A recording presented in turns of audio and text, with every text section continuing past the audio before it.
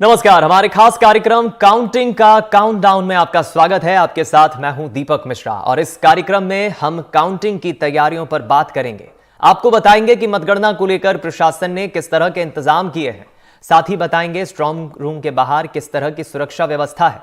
इसके अलावा हम बताएंगे कल कब तक गिनती पूरी हो जाएगी। तो इस पूरी मतगणना की तैयारियों को लेकर दोनों ही प्रदेशों से हम कोशिश करेंगे हमारे सहयोगी हमारे साथ जुड़े काउंटिंग का मतदान में। तो देखिए, मध्य प्रदेश और छत्तीसगढ़ में मतगणना की तैयारियां पूरी हो गई है। स्ट्रांग रूम के बाहर जवानों को तैनात किया गया है। 3 लेयर की सिक्योरिटी वहां पर रखी गई है ताकि परिंदा भी पर ना मार सके। अब कल सुबह 8 बजे से वोटों की गिनती शुरू हो जाएगी और उम्मीद की जा रही है कि दोपहर 1-2 बजे तक स्थिति लगभग साफ हो जाएगी। काउंटिंग जल्द हो सके, इसको लेकर बैंक अधिकारियों को माइक्रो ऑब्जर्वर नियुक्त किया गया है ताकि काउंटिंग में कोई गड़बड़ी और देरी ना हो। इसके अलावा 14 टेबलें लगाई गई है जहां कर्मचारी वोटों की गिनती शुरू करेंगे। हर टेबल पर प्रत्याशियों के एक एजेंट के अलावा रिटर्निंग ऑफिसर और माइक्रो ऑब्जर्वर तैनात रहेंगे। उधर काउंटिंग से पहले बीजेपी और कांग्रेस की ओर से जीत के दावे भी खूब हो रहे हैं, लेकिन दावे में कितना दम है इसके लिए कुछ घंटों का इंतजार, कल दोपहर तक का इंतजार करना होगा। जब स्थिति साफ होगी उसके बाद ही पता चलेगा कौन सत्ता में आ रहा है। मध्य प्रदेश में शिवराज आएंगे या फिर कमलनाथ। इसी तरह छत्तीसगढ़ में कांग्रेस बरकरार रहेगी या छत्तीसगढ़ में कमल खिलेगा।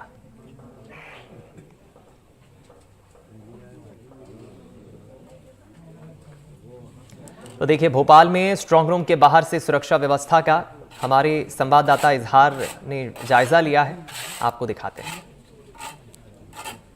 प्रदेश में 17 नवंबर को मतदान हो चुका है और अब 3 दिसंबर को उसके परिणाम आने हैं, जिसमें चंद घंटों का समय बाकी है। समय में मौजूद हूँ राजधानी भोपाल की पुरानी जेल के बाहर। इसको भोपाल के लिए स्ट्रांग रूम बनाया गया है। इस आप मेरे पीछे देख सकते हैं कि ये पुरानी जेल है भोपाल की। यहाँ पर भोपाल की 7 विधानसभा सीटों के जो ईवीएम्स है और मशीन्स हैं उनको यहाँ पर रखा गया है। इसको लेकर 3 लेयर की सिक्योरिटी अपना यहाँ पर तैनात की गई है। सीआरपीएफ की टीम है, रिजर्व फोर्स है और जिला बल है। अगर हम बात करें मध्य प्रदेश की, तो मध्य प्रदेश में इस बार पिछली बार 2018 की तुलना में 2.19% जो है ज़्यादा मतदान हुआ है, जिसके चलते कहीं ना कहीं जो प्रत्याशी हैं उनमें भी एक बेचैनी दिखाई दे रही है। उसके बाद जिस तरह से जो बालाघाट वाला मामला सामने आया, फिर उसके बाद जो एग्जिट पोल के नतीजे आए और साथ ही जिस तरह से जो बीजेपी के पोलिंग एजेंट्स थे उनकी ट्रेनिंग का एक वीडियो सामने आया, जिसमें वो कहते हुए दिखाई दे रहे थे कि अगर जगह ना मिले तो बवंडर खड़ा करना। तो कहीं ना कहीं इसको लेकर कांग्रेस काफ़ी सतर्क है, चौकन्नी है। और जिस तरह से एग्जिट पोल के नतीजे आए उसके बाद कांग्रेस के सभी बड़े नेता, चाहे वो कमलनाथ हो, चाहे वो दिग्विजय सिंह हो या फिर रणदीप सिंह सुरजेवाला हो, उनके बयान सामने आए हैं। और अगर हम बात करें मध्य प्रदेश में काउंटिंग की, तो लगभग 5061 पोलिंग टेबल्स के जरिए 230 जो विधानसभा सीटें हैं उनके विधायकों के लिए काउंटिंग होगी। इसमें बैलेट पेपर्स के लिए अलग टेबल्स रहेंगी और जो ईवीएम्स हैं उनके लिए अलग बैलेट रहेंगी। इसको लेकर निर्वाचन आयोग ने अपनी तैयारियां पूरी कर ली हैं और चंद घंटों का समय बाकी है और 3 दिसंबर को ये तय हो पाएगा कि मध्य प्रदेश में अगली सरकार किसकी होगी। कैमरा पर्सन राजू बाथम के साथ एनडीटीवी के लिए भोपाल से इजहार हसन खान। प्रदेश चलिए, तो हमारे 2 सहयोगियों का रुख करेंगे। हमारे साथ मध्य प्रदेश की राजधानी भोपाल से इजहार हमारे सहयोगी संवाददाता जुड़ रहे हैं, तो छत्तीसगढ़ की राजधानी रायपुर से नीलेश त्रिपाठी हमारे संवाददाता जुड़ रहे हैं। पहले मध्य प्रदेश की बात कर लेते हैं, क्योंकि 5 राज्यों में सबसे बड़ा राज्य हम कहें, सबसे ज्यादा सीटें हम कहें, मध्य प्रदेश की ही है और मध्य प्रदेश केंद्र बिंदु में है बीजेपी के खास तौर पर। रुख करेंगे इजहार का। इजहार, चंद घंटों का इंतजार, प्रत्याशियों की और कार्यकर्ताओं की दिल की धड़कनें तो तेज होंगी ही, लेकिन चुनाव आयोग की, प्रशासन की क्या तैयारी है, कहां पर आप मौजूद हैं और क्या ओवरऑल आप अपडेट देंगे निर्वाचन आयोग की मतगणना को लेकर?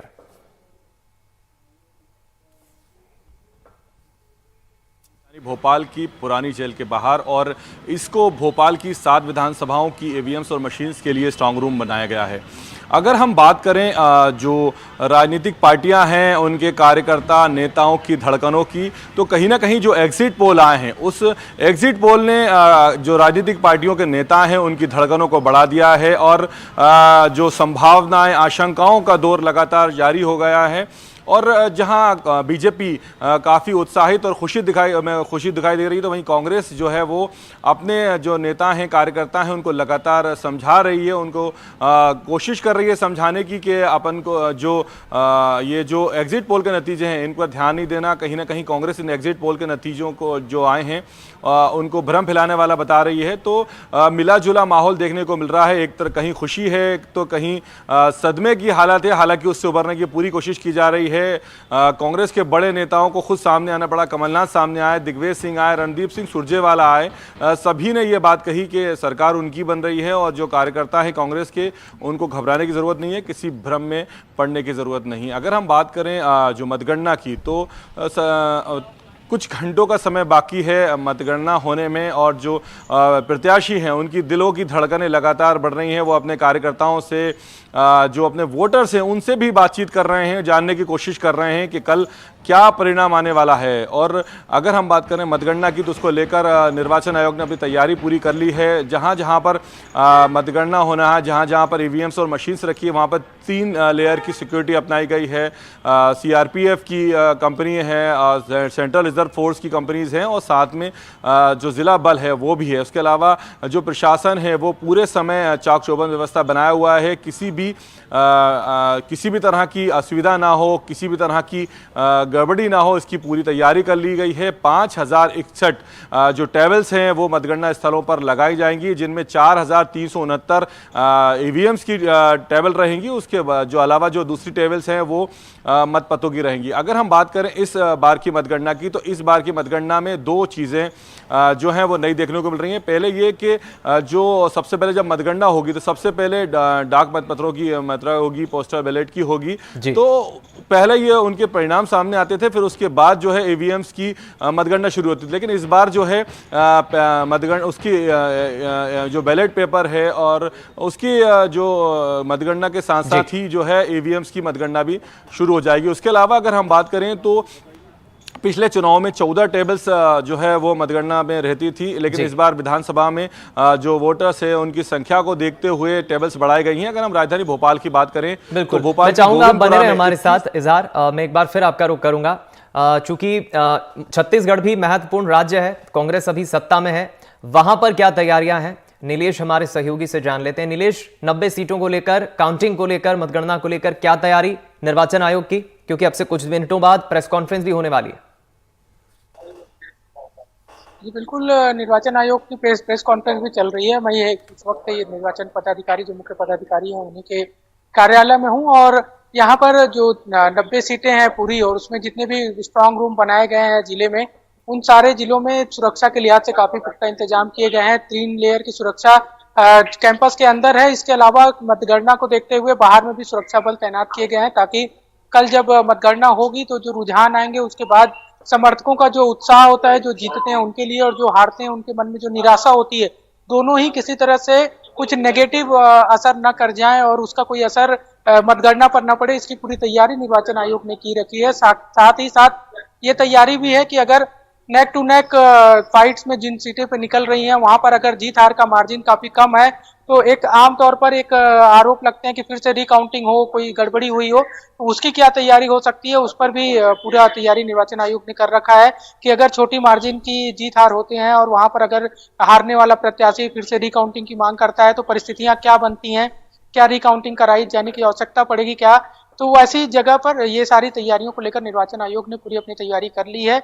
सुरक्षा पर विशेष फोकस किया गया है। साथ ही साथ राउंड वार जो होंगे, अलग अलग चक्रों में जो गिनतियां होंगी, इसमें हर चक्र की गिनती वहीं पर कंप्लीट हो जाए, उसके बाद कोई विवाद ना बने, इसको लेकर भी ट्रेनिंग खास कर दी जा रही है। आज एक ट्रेनिंग भी, एक मॉक ट्रेनिंग जो कहते हैं दी गई है, ड्राई रन ट्रेनिंग जिसको कहा जाता है, कि मतगणना कैसे की जाए, वो भी दी गई है सभी स्ट्रांग रूम्स में, सभी जिलों में जो भी स्ट्रांग रूम बनाए गए हैं मतगणना के लिए, वहां पर।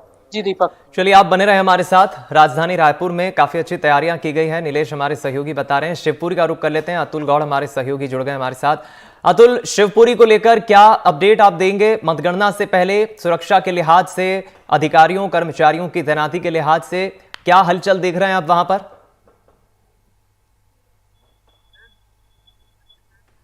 देखिए दीपक, मैं आपको साफ तौर पर बताऊं कि यहाँ जो है मतगणना को लेकर के सब तैयारियां पूरी की जा चुकी हैं और प्रशासनिक तौर पर एक तरह से मॉक ड्रिल किया जा रहा है, एक तरह से अपनी तैयारियों का जायजा लेने के लिए उनकी अंतिम समीक्षा की जा रही है।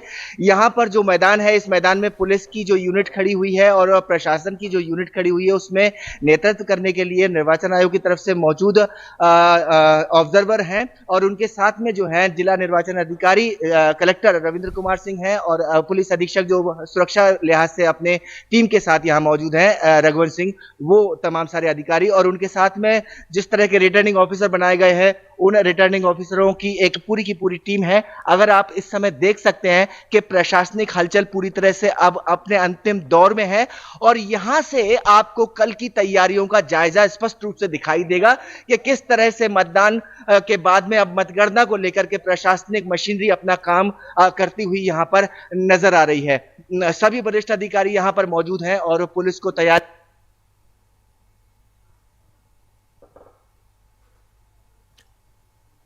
अतुल, आपका संपर्क टूट गया है, लगता है तकनीकी कारणों से आवाज नहीं आ रही है। एक बार फिर हम जुड़ने की कोशिश करेंगे। शिवपुरी से अतुल हमारे सहयोगी बता रहे हैं। इजहार, आपसे ये समझना चाहूंगा क्योंकि इस बार निर्वाचन आयोग ने एक अच्छा प्रयोग ये भी किया है, मैं पढ़ रहा था। अब तक सरकारी कर्मचारियों को तो लगाया ही जाता था मतगणना में, काउंटिंग में, लेकिन बैंक के अकाउंट डिपार्टमेंट्स के कर्मचारी भी इस बार काउंटिंग स्थल पर रहेंगे मौजूद, जिन्हें हम माइक्रो ऑब्जर्वर कहते हैं। उनकी भी एक बड़ी महत्वपूर्ण भूमिका होती है। अंक गणित में काफी माहिर होते हैं वो, किसी तरह की गड़बड़ी ना हो और जल्दी निष्पक्ष चुनाव प्रक्रिया मतगणना की संपन्न हो जाए। 8 बजे मतपत्रों की काउंटिंग होगी, तो क्या हम मानकर चले 9, साढ़े 9 के बाद पहला रुझान सामने आ जाएगा सीटों से? मैं लौटूंगा आपके पास इजहार इस सवाल के जवाब के साथ, लेकिन पहले रायपुर का रुख कर लेते हैं। इस वक्त महत्वपूर्ण प्रेस कॉन्फ्रेंस निर्वाचन आयोग की शुरू हो चुकी है, रुक करते हैं। प्रथम रो में जो है वो मान्यता प्राप्त राष्ट्रीय दल के अभ्यर्थियों के मतगणना अभिकर्ता और उसके बाद राज्य दलों के अभ्यर्थियों के मतगणना अभिकर्ता और अन्य राज्यों में मान्यता प्राप्त राज्य दलों के अभ्यर्थियों के मतगणना अभिकर्ता, जिसके उपरांत फिर पंजीकृत अमान्यता प्राप्त राजनीतिक दलों के अभ्यर्थियों के मतगणना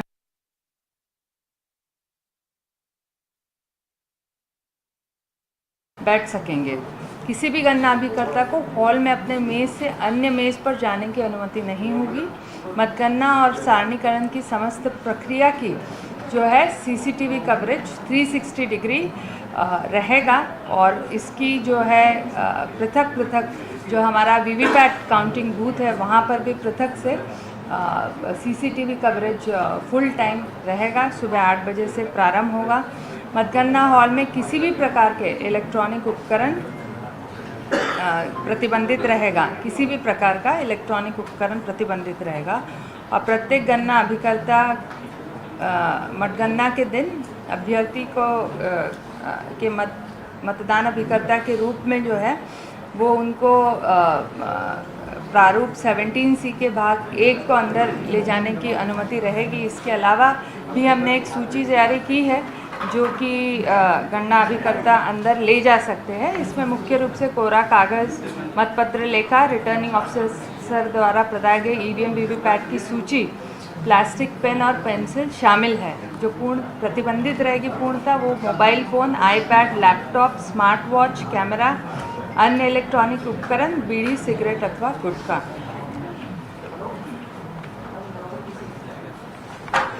मतगणना की शुरुआत जो है वो सुबह 8 बजे होगी। प्रातः 7 स्ट्रॉन्ग रूम सभी अभ्यर्थियों अथवा उनके अधिकृत अभिकर्ता की उपस्थिति में खोले जाएंगे और उसके पश्चात जो है वो प्रातः 8 बजे से सबसे पहले जो है पोस्टल बैलेट की गणना होगी और उसके बाद में 30 मिनट बाद जो है वो 8:30 बजे से सभी ईवीएम्स की गणना प्रारंभ होगी। मतदान की गोपनीयता बनाए रखने के लिए लोक प्रतिनिधित्व नियम 1951 की धारा 128 के प्रावधानों के तहत रिटर्निंग अफसर सभी को ये पढ़कर सुनाएंगे कि गोपनीयता अपनी बनाए रखें। मतगणना समस्त विधानसभा क्षेत्रों में सुबह 8 बजे से प्रारंभ होगी और मतगणना हॉल में मतगणना के दौरान अनुशासन और गरिमा बनाए रखे। आप सभी से आग्रह रहेगा कि रिटर्निंग अफसर किसी भी जो उनके निर्देशों का उल्लंघन करता है उसे मतगणना हॉल से बाहर भेज सकता है।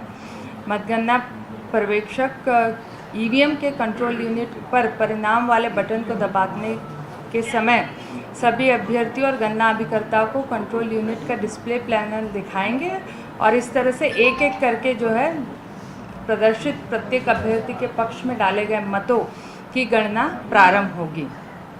प्रत्येक गणना अभिकर्ता को प्रारूप 17C का भाग 2 मतगणना के प्रत्येक चरण में दिया जाएगा और इसकी पावती ली जाएगी और मतगणना के सभी जो राउंड्स है उसका परिणाम की घोषणा जो है वो समय समय पर रिटर्निंग अधिकारी के द्वारा की जाएगी और इसके लिए विशेष रूप से मीडिया सेंटर पर भी एक कॉपी जो है उपलब्ध करा दी जाएगी और वहाँ पर भी अनाउंसमेंट कर दिया जाएगा। यदि किसी गणना अभिकर्ता की इच्छा परिणाम को ईवीएम पर या एक से अधिक बार दिखाए जाने का आवेदन करता है तो गणना अभ्यर्थी की संतुष्ट करने पर मतगणना पर्यवेक्षक इसको परमिट कर सकते हैं। और अंत में जो है रैंडम रूप से चिन्हांकित किए गए 5 मतदान केंद्रों के वीवीपैट स्लिप की भी गणना की जाएगी। इसके अलावा ऐसे ईवीएम्स जिनमें कंट्रोल यूनिट डिस्प्ले नहीं कर पाता है रिज़ल्ट को, उनमें भी जो है वीवीपैट स्लिप्स की गिनती से जो है गणना की जाएगी। रिटर्निंग अधिकारी विधानसभा क्षेत्र के सभी मतदान केंद्रों की मतगणना उपरांत प्रेक्षक की अनुमति के उपरांत परिणामों की विवरणी तैयार करेंगे और अंत में जो है वो परिणाम की घोषणा कर निर्वाचन प्रमाण पत्र प्रदान करेंगे। तो इस तरह ये पूरे काउंटिंग की व्यवस्था कल के लिए रहेगी और कल के लिए जो है इसी तरह से जो अंतिम परिणाम की घोषणा है उसका कार्यक्रम रहेगा। यदि आपके कोई सवाल है तो पूछ सकते हैं।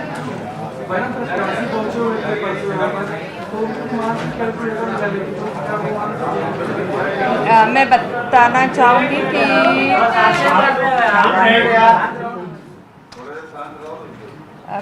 चाहूँगी कि सभी ज़िला निर्वाचन अधिकारियों को ये निर्देश दिया गया है क्योंकि भारत निर्वाचन आयोग के निर्देश है कि कैलकुलेटर अथवा कोई भी इलेक्ट्रॉनिक गैजेट अंदर नहीं लिया जाएगा।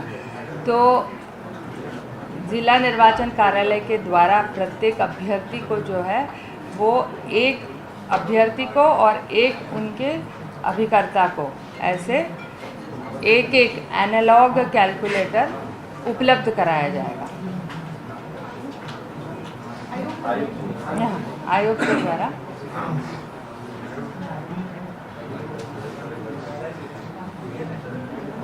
जहाँ तक कि कैमरा की जो कवरेज है मतगणना हॉल में, उसके लिए मैं बता दूं और स्पष्ट कर दूं कि बैचेज़ में जो है वो मीडिया कर्मियों को मतगणना हॉल के अंदर परमिशन रहेगा ले जाने का। ये बैचेज़ की साइज़ कितनी रहेगी और कितने लोग कितने समय के लिए निर्धारित अंदर भेजे जाएंगे, ये निर्णय ज़िला निर्वाचन अधिकारी द्वारा लिया जाएगा हॉल की साइज़ को देखते हुए और मीडिया कर्मियों की संख्या को देखते हुए। छत्तीसगढ़ निर्वाचन आयोग की प्रेस कॉन्फ्रेंस आप देख रहे थे। तैयारियों को लेकर क्या रहेगी निर्वाचन आयोग की तैयारियां, उस पर वो जानकारी दे रही है मीडिया को। एक बार फिर रुक करेंगे, सहयोगी लगातार हमारे साथ बने हुए हैं। काउंटिंग का मतदान को लेकर काउंटिंग का जो काउंटडाउन है वो लगातार जारी है। जी इजहार, मैं चाहूंगा आप जरा जवाब दें जो मेरा सवाल था कि क्या 9 साढ़े 9 तक हम समझें पहला रुझान आ जाएगा?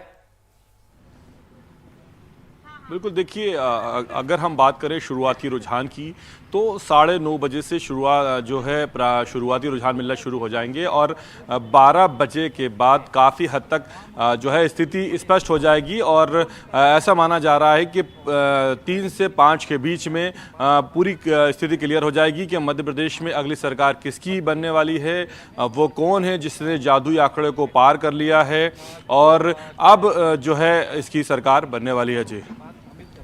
जी बिल्कुल, आप बने रहे हमारे साथ। नीलेश, अभी हमने प्रेस कॉन्फ्रेंस में सुना और किस तरह से निर्वाचन आयोग ने बताया कि सबसे पहले मतपत्रों के साथ शुरुआत होगी। छत्तीसगढ़ में अधिकांश ऐसी विधानसभा सीटें हैं जहां पर लगभग 11-12 बजे तक दोपहर तक स्थिति साफ हो जाएगी। यहां पर रुझान आने आपसे मैं समझना चाहूंगा कब तक शुरू हो जाएंगे और कब तक मोटा मोटा एक आंकड़ा पता चल जाएगा कि यहां पर कौन आ रहा है सत्ता में? जी बिल्कुल 9:30 से 10 बजे के बीच में काफी स्पष्ट हो जाएगी स्थितियां। और बता दूं कि लगभग छत्तीसगढ़ में सभी सीटों पर 1,03,000 से अधिक डाक मत पत्रों से वोटिंग हुई है। सबसे पहले उनकी गिनती होगी जिसमें अधिकतम मुझे लगता है कि जो निर्वाचन आयोग की तैयारी है और जो पिछली बार का एक्सपीरियंस है कि आधे घंटे में ये गिनतियां पूरी हो जाएंगी। उसके बाद ईवीएम से गिनतियां शुरू होंगी और उसके बाद करीब 1 घंटे के बाद से रुझान मिलने शुरू हो जाएंगे। तो ये अंदाजा लगाया जा रहा है कि 9:30 से 10 बजे के बीच में पहला रुझान आ जाएगा।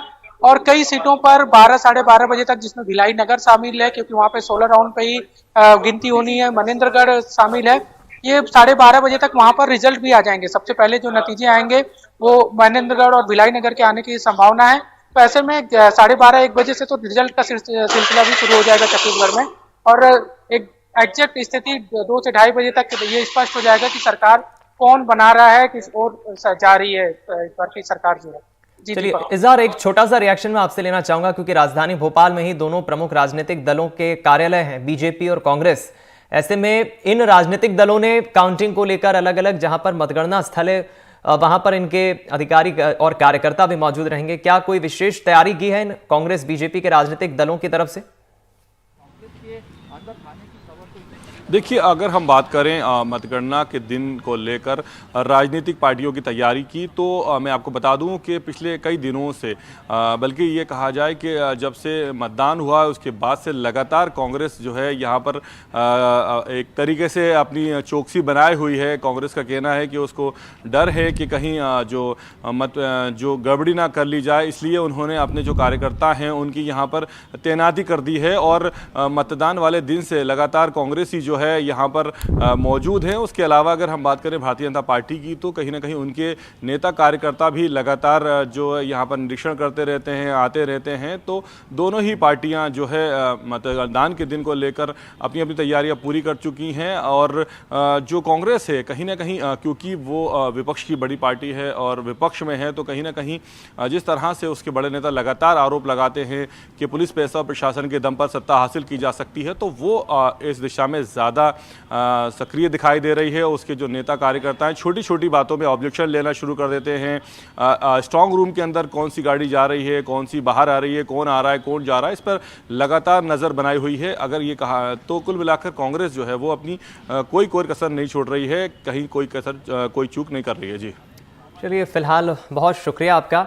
यहाँ पर ये तमाम अपडेट्स आपने पहुंचाई है। छत्तीसगढ़ की राजधानी रायपुर और मध्य प्रदेश की राजधानी भोपाल से हमने मतगणना को लेकर, निर्वाचन आयोग की तैयारियों को लेकर हमारे सहयोगियों से बातचीत की और समझने की कोशिश की। इस खास पेशकश में इतना ही। नमस्कार। ये है